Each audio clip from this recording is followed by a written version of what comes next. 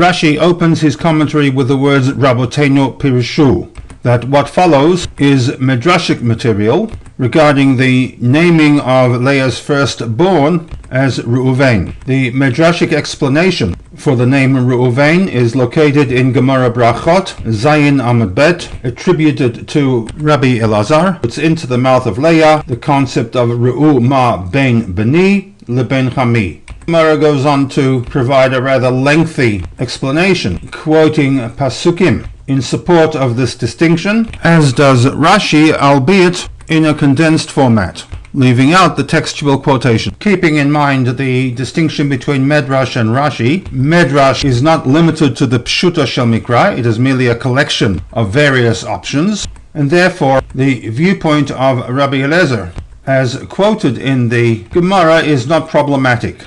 It is, however, problematic with respect to Rashi's commentary to the Chumash, a commentary that is limited to a single interpretation of the text from the standpoint of the Pshuta Shel Mikra. The Mahar'shah, who lived in the second half of the 1500s and on into the 1600s, wrote a seminal work, a commentary to the Gemara.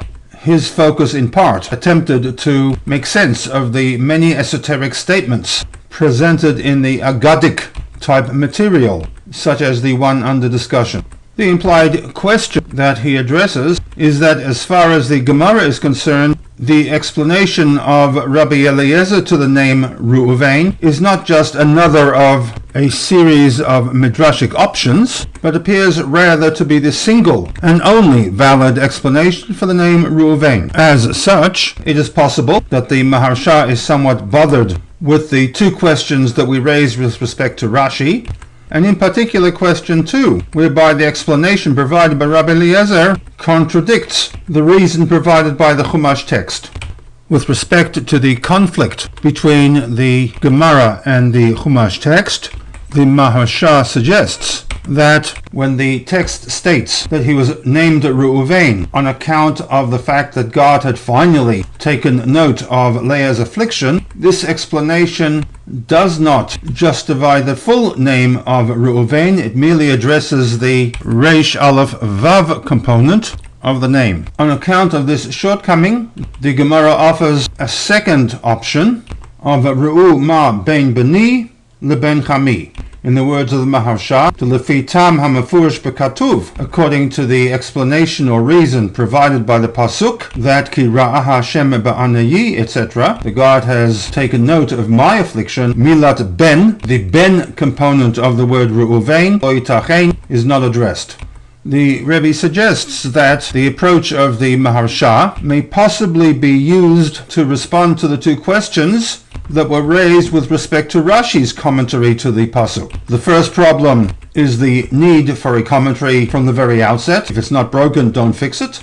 To which we might respond that it is broken. It does not address the bet nun component of Reuven. And the second, from the standpoint of Pshuta Shel Mikra, Rashi's explanation, albeit borrowed from the Gemara in Brachot, contradicts the actual text.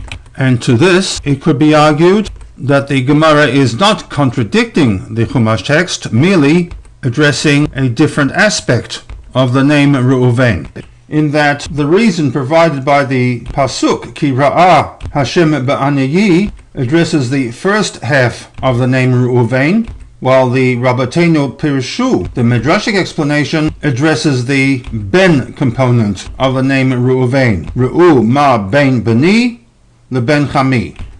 The Rebbe, however, proceeds to dismantle this line of thinking, that while from the standpoint of Medrash, the Mahar'shah's explanation might be valid, it is not confined by the restrictions of the Pshuta Shel Mikra. It, however, is not tenable from the standpoint of Rashi on two counts.